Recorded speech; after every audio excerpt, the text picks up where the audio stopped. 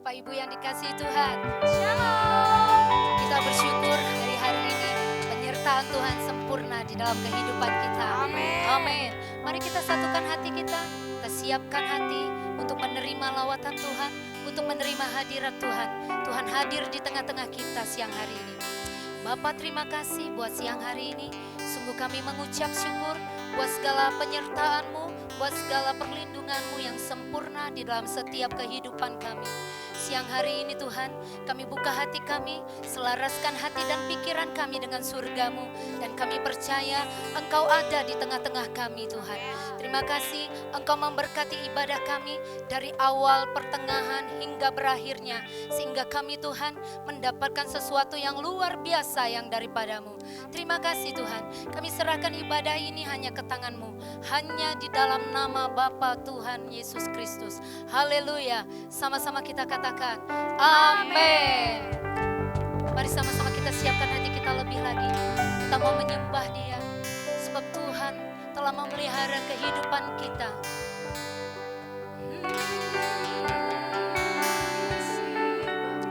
Terima kasih Tuhan. Mari buka hati, kita menyembah Dia.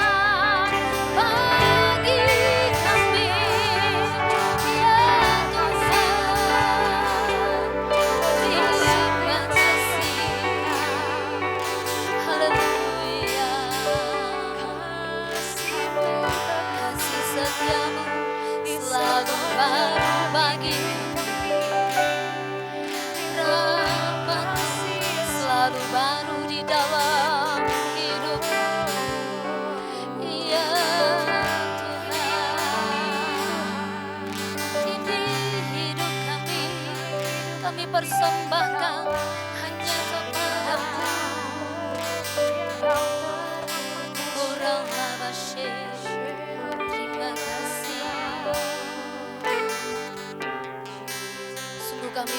ucap syukur Tuhan.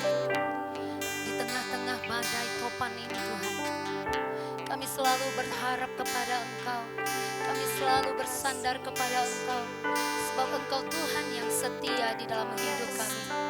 Engkau yang selalu menopang hidup kami. Terima kasih Tuhan. Dengan apa akan kami balas segala kebaikan-Mu selain kami memuji dan menyembah-Mu Tuhan. Terima kasih. Terima kasih Tuhan. Dengan apa ku membalas kasih-Mu yang ku terima dari-Mu. Dengan apa ku membalas cinta-Mu, oh Yesusku.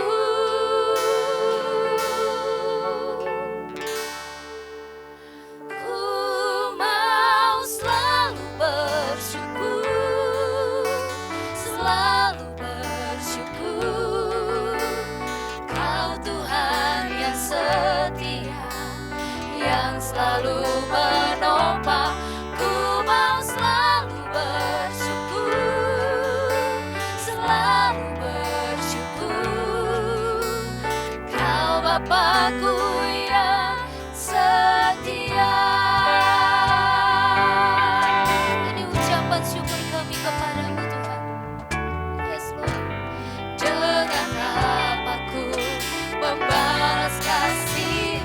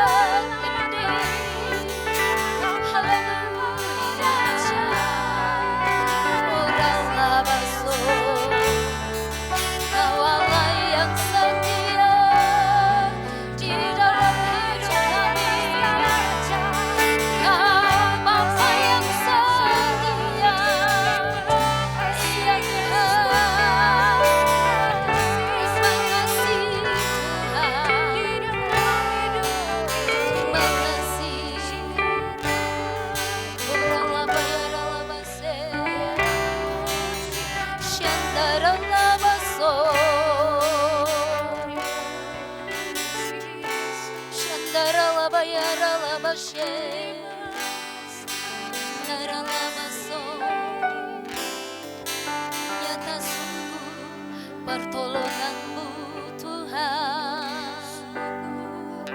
di dalam setiap kehidupan kami. Ora laba shandara laba so, shandara laba she. Adalah baik menaikkan ucapan syukur kepada-Mu Tuhan, sebab Engkau Allah yang setia. Kasih setia-Mu selalu baru, rahmat-Mu Tuhan selalu baru. Setiap pagi kami rasakan anugerah-Mu melimpah di dalam kehidupan kami.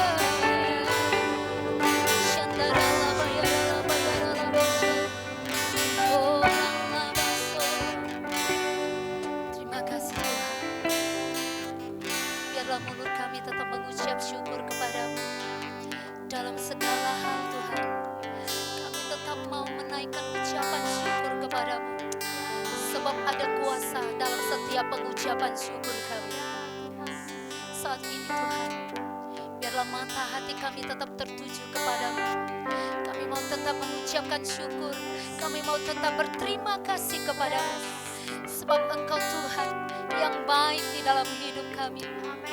Dalam segala hal Tuhan, Engkau tetap baik, teramat baik. Thank you Jesus, thank you Lord. Terima kasih Tuhan. Terima kasih Tuhan. Terima kasih Tuhan. Terima kasih. Engkau baik Tuhan. Terima kasih Tuhan, Kau baik. Sama-sama katakan terima kasih. Terima kasih Yesus, Yesus. Terima kasih hanya anugerah-Mu buat hidupku sekarang. Ku kan memuji-Mu selamanya. Terima kasih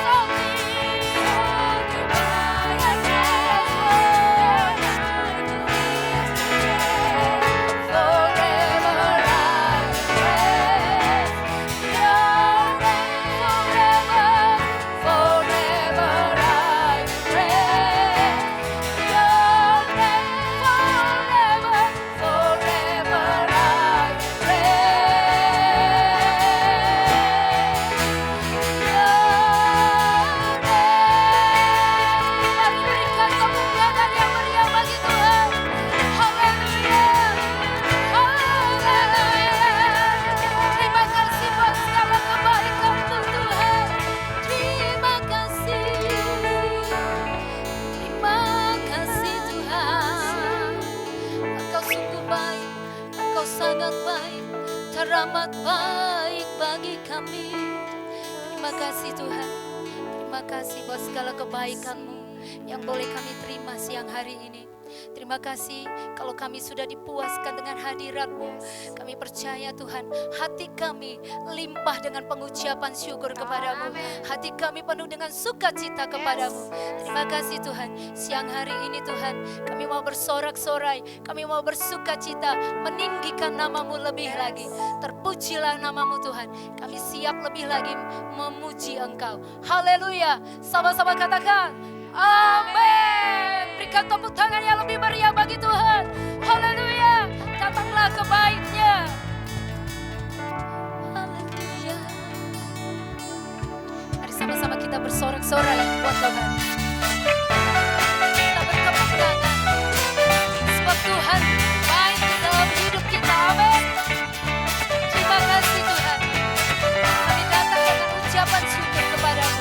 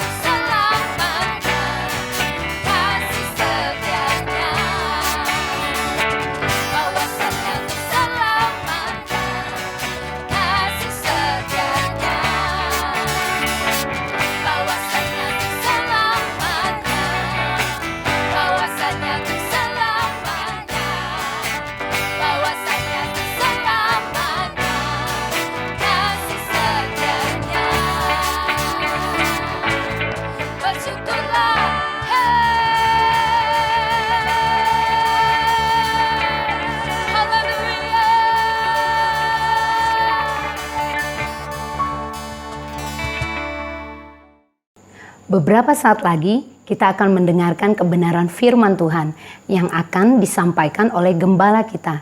Dan saat ini Bapak Ibu Saudara diberi kesempatan untuk memberikan persembahan. Persembahan akan dilakukan dengan dua cara, yaitu dengan mentransfer ke rekening gereja atau dengan men-scan QR code yang tertera di aplikasi pembayaran yang ada di layar handphone Bapak Ibu Saudara. Mari kita memberikan yang terbaik untuk Tuhan, karena kita sudah diberkati. Sebelum kita memberi, mari kita satukan hati, kita berdoa. Terima kasih Bapa buat siang hari ini. Saat ini kami akan memberikan yang terbaik buat Tuhan. Dan biarlah persembahan kami menjadi dupa yang harum di hadapan-Mu. Terima kasih kami memberi dengan penuh sukacita hanya di dalam nama Tuhan Yesus Kristus. Haleluya. Amin.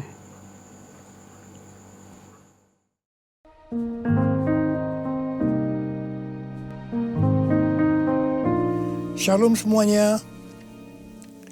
Pada saat COVID-19 menjadi pandemi, kita harus bersiap-siap untuk memasuki krisis ekonomi. Krisis ekonomi dapat memicu krisis sosial. Sekarang kita mulai memasuki krisis ekonomi secara global, termasuk di Indonesia. Kita harus banyak berdoa agar krisis ini tidak berlarut-larut sehingga menimbulkan krisis sosial. Pada tanggal 17 April 2020, SMRC, yaitu Saiful Mujani Research and Consulting, merilis survei yang dia dapatkan. Survei menunjukkan bahwa 67% rakyat Indonesia mengatakan kondisi ekonominya semakin memburuk sejak pandemi COVID-19. Sebanyak 24% mengatakan kondisi ekonominya tidak mengalami perubahan. Dan hanya 5% mengatakan kondisi ekonominya lebih baik. Mayoritas masyarakat Indonesia, yaitu sekitar 77%, menganggap COVID-19 mengancam pemasukan atau penghasilan mereka. Survei juga menyebutkan bahwa sekitar 25% warga atau 50 juta warga dewasa sudah tidak bisa memenuhi kebutuhan pokok tanpa pinjaman. 15% warga mengatakan bahwa tabungan mereka hanya cukup untuk beberapa minggu.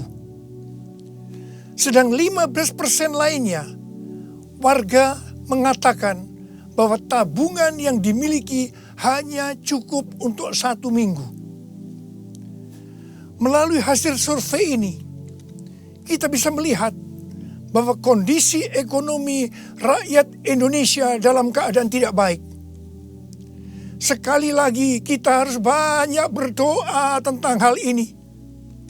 Dalam doa ini kita harus berkata, pertolongan kita adalah dalam nama Tuhan yang menjadikan langit dan bumi. Dalam nama Tuhan Yesus Kristus. Yesuslah kuatku, Yesus penolongku, kepadamu ku berseru.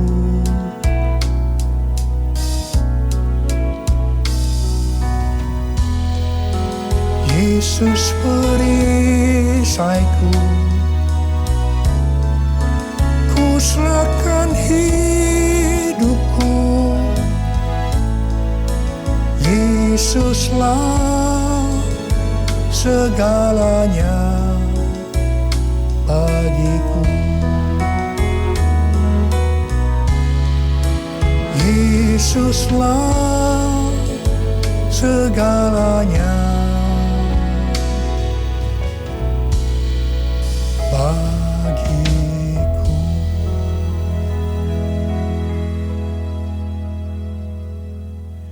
Setelah Tuhan Yesus bangkit, sebelum kenaikannya ke sorga, Tuhan Yesus mengunjungi murid-muridnya yang sedang mencari ikan di Danau Galilea. 7 murid Tuhan Yesus, termasuk Petrus, Yohanes, dan Yakobus, sedang berkumpul dalam keadaan tergoncang akibat kematian Tuhan Yesus. mereka dalam keadaan ketakutan. Secara ekonomi, mereka juga tergoncang karena biasanya mereka selalu bersama-sama dengan Tuhan Yesus. Mereka kembali ke Galilea dan mencari ikan untuk kehidupan mereka. Pada saat itu, mereka sepakat untuk mencari ikan. Alkitab mengatakan bahwa semalam-malaman mereka mencari ikan, tetapi mereka tidak mendapatkannya. Mereka tambah frustasi. Tiba-tiba dari darat ada suara yang berkata, "Hai anak-anak, adakah engkau mempunyai lauk pauk?" Dengan kesal mereka menjawab, "Tidak ada." Mereka semua tidak tahu kalau yang bertanya itu adalah Tuhan Yesus. Tuhan Yesus melanjutkan dengan berkata, "Kalau begitu, tebarkan jalamu di sebelah kanan perahu, maka engkau akan mendapat ikan." Perintah ini sebenarnya tidak masuk akal karena alasan pertama, hari sudah siang. Mencari ikan di Danau Galilea harus malam hari. Alasan yang kedua, jarak perahu dengan pantai hanya sekitar 200 hasta, yaitu sekitar 90 meter. Jadi tempat itu adalah tempat yang relatif dangkal. Padahal biasanya ikan ada di tempat yang relatif dalam. Tetapi mereka taat kepada suara itu. Meskipun mereka tidak tahu bahwa itu adalah suara Tuhan Yesus. Setelah mereka melemparkan jala di sebelah kanan perahu, apa yang terjadi? Mereka mendapatkan 153 ekor ikan besar-besar. Baru setelah itu mereka sadar bahwa yang menyuruh mereka adalah Tuhan Yesus. Pertanyaannya, mengapa mereka tetap taat meskipun mereka tidak tahu bahwa itu Tuhan Yesus? Jawabannya adalah karena mereka hidupnya intim dengan Tuhan Yesus. Pada masa kesesakan, biasanya tidak gampang untuk mendengarkan suara Tuhan. Tetapi orang yang hidupnya intim dengan Tuhan, mereka tetap bisa membedakan bahwa ini suara Tuhan, meskipun samar-samar. Suara ini adalah suara yang sering dia dengar, yang memberi tuntunan, memberitahu apa yang harus dilakukan. Pada saat kita memasuki krisis ekonomi sebagai dampak dari pandemi COVID-19, kita perlu mendengar suara Tuhan. Saya ulangi sekali lagi. Pada saat kita memasuki krisis ekonomi sebagai dampak dari pandemi COVID-19, kita perlu peka mendengar suara Tuhan. Garis bawahi ini. Ada 3 macam suara. Yang pertama, suara Tuhan. Yang kedua, suara hati kita. Yang ketiga, suara iblis. Bagaimana kita bisa membedakan bahwa itu adalah suara Tuhan? Yaitu kalau kita hidupnya intim dengan Tuhan. Kalau hati kita melekat kepada Tuhan. Kalau kita dipenuhi dengan Roh Kudus.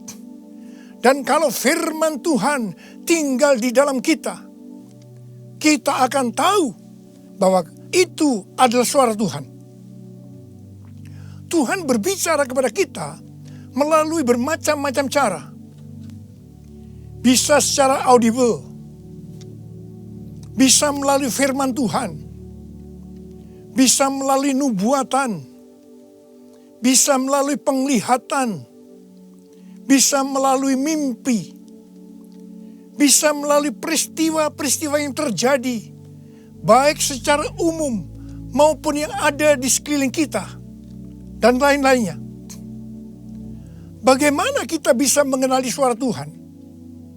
Sekali lagi saya katakan bahwa kita akan tahu kalau itu suara Tuhan, kalau hidup kita intim dengan Tuhan.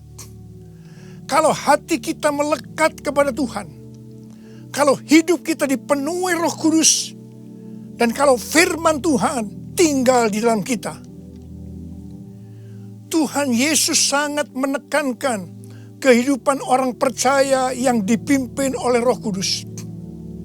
Ini merupakan kunci kemenangan dalam kehidupan orang percaya.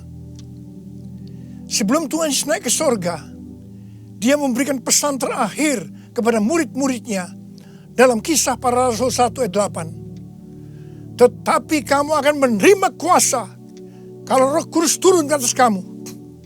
Dan kamu akan menjadi saksiku di Yerusalem dan di seluruh Yudea dan Samaria dan sampai ke ujung bumi. Setelah Roh Kudus dicurahkan, mereka dipenuhi Roh Kudus. Dan dimulailah kehidupan yang dipimpin oleh Roh Kudus. Roh Kudus akan memberikan kepada kita perkataan untuk diucapkan dan kemampuan untuk melakukannya. Roh Kudus bukan hanya memimpin dalam kehidupan pribadi orang percaya, tetapi juga memimpin gerejanya. Dalam kehidupan bergereja, Tuhan menuntun melalui pemimpin rohani, yaitu gembala jemaat. Kepada para pemimpin jemaat, Roh Kudus menuntun untuk melakukan pekerjaan pelayanan dan melakukan amanat agung Tuhan Yesus. Sehingga gembala jemaat atau pemimpin rohani akan berkata, Tuhan berbicara kepada saya. Tuhan memerintahkan kepada saya. Hal yang seperti inilah yang saya lakukan selama 32 tahun dalam pelayanan saya. Setiap bulan Tuhan memberikan tuntunan. Dan kebanyakan tuntunan yang Tuhan berikan kepada saya, pada mulanya saya tidak mengerti. Tetapi saya percaya. Karena saya percaya, saya perkatakan tuntunan itu. Saya melakukan seperti apa yang Rasul Paulus lakukan. Karena aku percaya, maka aku berkata-kata. Kebanyakan juga tuntunan Tuhan sepertinya tidak masuk akal. Tidak bisa dimengerti. Seperti perintah Tuhan Yesus kepada murid-muridnya untuk mendapatkan ikan tadi. Tetapi yang saya lakukan, meskipun tidak masuk akal, meskipun tidak mengerti, saya tetap melakukannya. Begitu saya melakukannya, pengertian itu dibuka. Tema yang Tuhan berikan untuk tahun 2020 adalah tahun dimensi yang baru. Pada awal tahun dengan tuntunan Tuhan, saya berkata bahwa tahun ini untuk mencari nafkah tidak bisa dengan cara yang seperti biasanya, tetapi harus dengan cara Tuhan. Tuhan banyak memberikan ayat-ayat untuk menuntun kita mengenai hal itu. Di dalam Alkitab ada 2 kata supaya kita diberkati secara materi. Yang pertama, memberi. Yang kedua, menabur. Di dalam Lukas 6 ayat 38 dikatakan, berilah dan kamu akan diberi. Suatu takaran yang baik, yang dipadatkan, yang digoncang, dan yang tumpah keluar akan dicurahkan ke dalam ribaanmu. Sebab ukuran yang kau pakai untuk mengukur akan diukurkan kepadamu. Amsal 11 ayat 25 berkata, siapa banyak memberi berkat, diberi kelimpahan. Dan Amsal 19 ayat 17 berkata, siapa menaruh belas kasihan kepada orang yang lemah, memiutangi Tuhan yang akan membalas perbuatannya itu. Banyak yang mempunyai pengertian, sekali lagi saya mau katakan, banyak yang mempunyai pengertian bahwa ayat-ayat tersebut hanya diperuntukkan bagi orang yang kelebihan uang, bukan orang yang berkekurangan. Tetapi saya mau katakan bahwa ayat-ayat ini bukan hanya untuk orang yang kelebihan uang, tetapi juga orang yang kekurangan uang. Garis bawahi.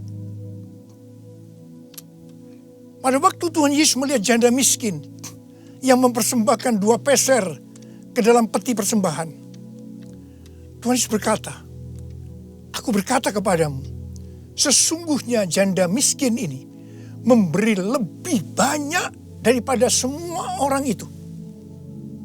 Sebab mereka semua memberi persembahannya dari kelimpahannya. Tetapi janda ini memberi dari kekurangannya. Bahkan ia memberi seluruh nafkahnya." Saya percaya bahwa Tuhan Yesus akan memberkati janda miskin ini berlimpah, limpah, limpah. Amin.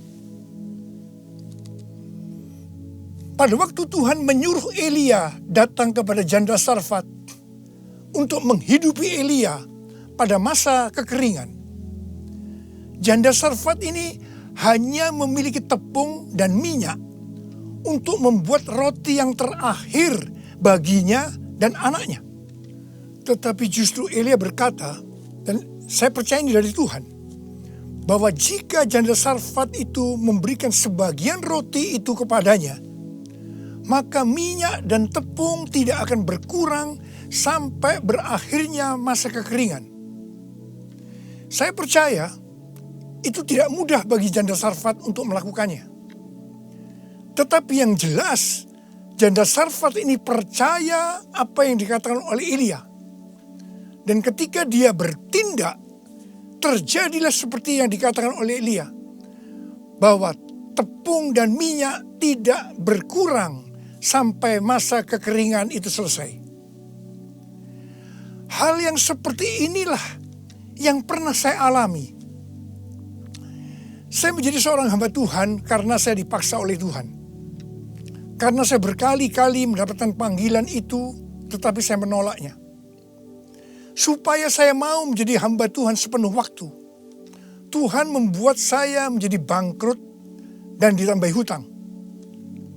Saya juga pernah mengalami kondisi di mana saya bingung, besok mau makan apa ya? Mungkin hal seperti ini yang sedang banyak dialami oleh orang-orang dalam krisis ekonomi saat ini. Saya ingat pada waktu saya diizinkan Tuhan mulai bisa menabung. Pada suatu hari Pak Rahim, seorang pendoa syafaat yang sekarang sudah bersama Bapa di sorga, datang ke rumah saya. Ketika saya berbincang-bincang dengan Pak Rahim, istri saya, Ibu Hermin, memanggil saya untuk masuk menemuinya. Saya masuk, dan dengan gemetar Ibu Hermin berkata bahwa dia mendapatkan penglihatan. Ini untuk pertama kali dalam hidupnya.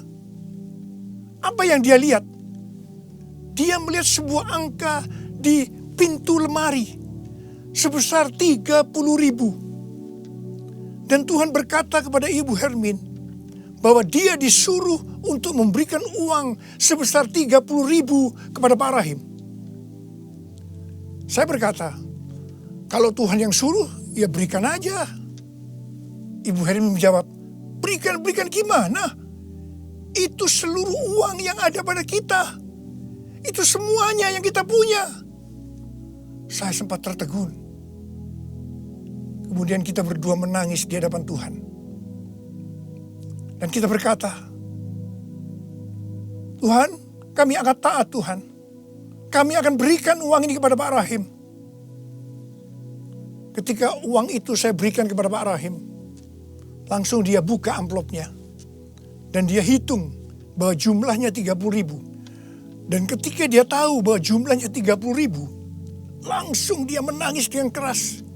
Ternyata sudah beberapa malam dia sujud kepada Tuhan di pelataran rumahnya, meminta uang kepada Tuhan sebesar 30.000 untuk membiayai 6 pendeta yang dari desa yang ada di rumahnya. Pada waktu itu saya sempat bertanya kepada Tuhan, Tuhan, kok mintanya kepada saya ya Tuhan? Yang uangnya pas-pasan dan kadang-kadang masih kekurangan. Kenapa tidak minta kepada yang kaya? Tuhan hanya mengingatkan saya kisah tentang janda Sarfat tadi. Saya percaya, saya ada sebagaimana saya ada saat ini. Salah satunya karena saya melakukan itu. Mari, hari-hari ini kita akan bersatu melawan COVID-19 dan menabur untuk saudara-saudara kita yang terkena dampak. Karena itu, mari saudara-saudara yang sekarang mengalami dampak yang buruk dalam ekonomi akibat pandemi COVID-19 ini. Sekali lagi saya mau katakan kepada saudara, seperti yang tertulis dalam Amsal 10 ayat 22. Berkat Tuhanlah yang menjadikan kaya. Susah payah tidak akan menambahinya.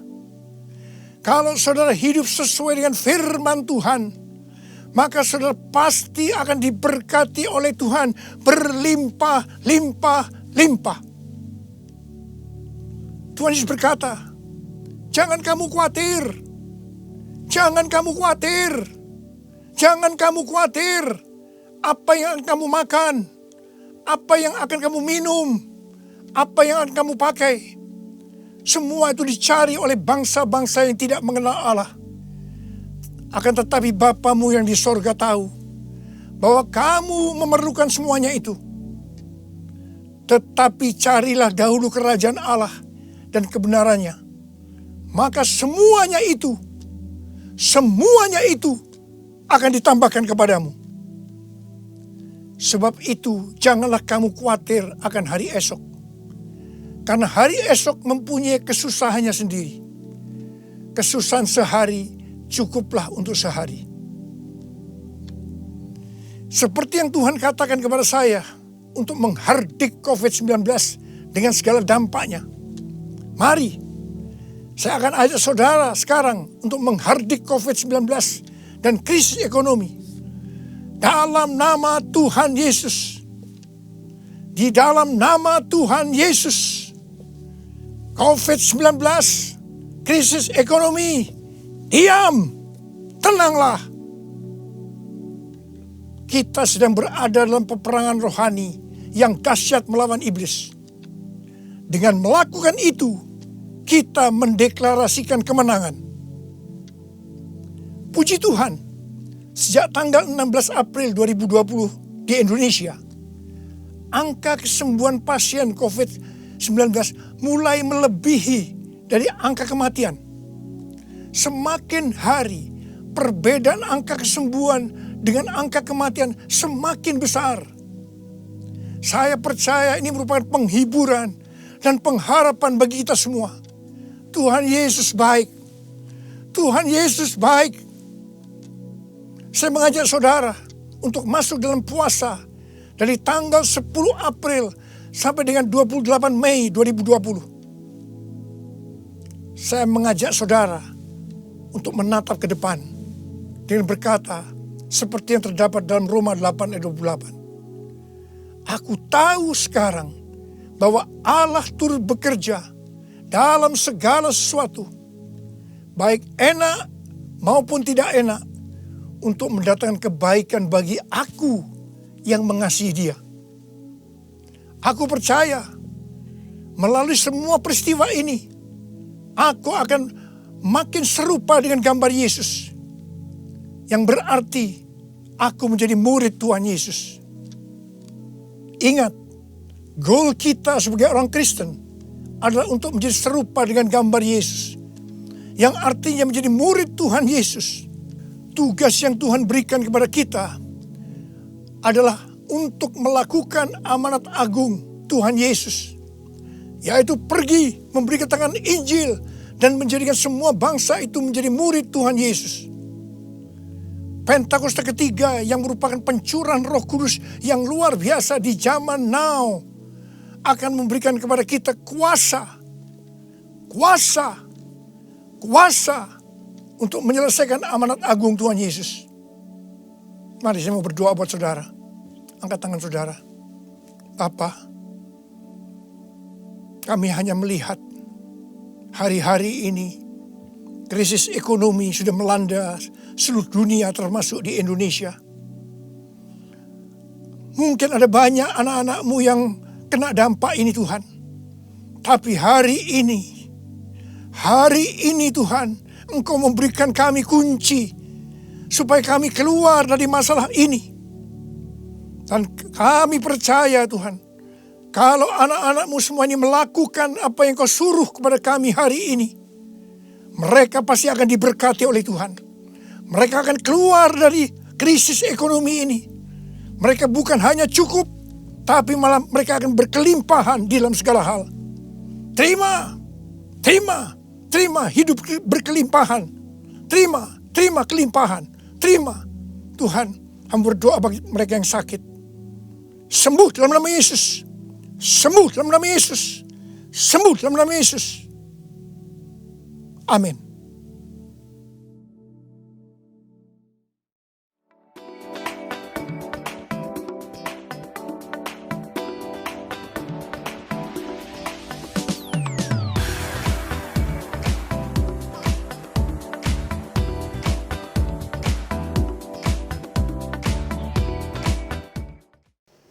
Bapak Ibu yang saya kasihi di dalam Tuhan kita Yesus Kristus, ibadah kita sudah selesai. Mari kita arahkan hati dan pikiran kita angkat kedua tangan kita. Kekasih-kekasih Tuhan, pulanglah dan terimalah berkat dari Allah Bapa. Terimalah anugerah kasih karunia dari Tuhan kita Yesus Kristus. Roh Kudus yang selalu menolong, menghibur, menguatkan, bahkan mengurapi kita dari hari ini sampai Maranatha. Tuhan datang menjemput kita di awan-awan yang permai. Diberkatilah keluargamu, diberkatilah usaha pekerjaanmu, diberkatilah keluar masukmu. Apapun yang kau kerjakan lewat pekerjaan tanganmu, Tuhan buat engkau berhasil. Engkau dibawa naik dan terus naik, jadi kepala dan bukan ekor. Kita yang sudah diberkati sama-sama katakan amin.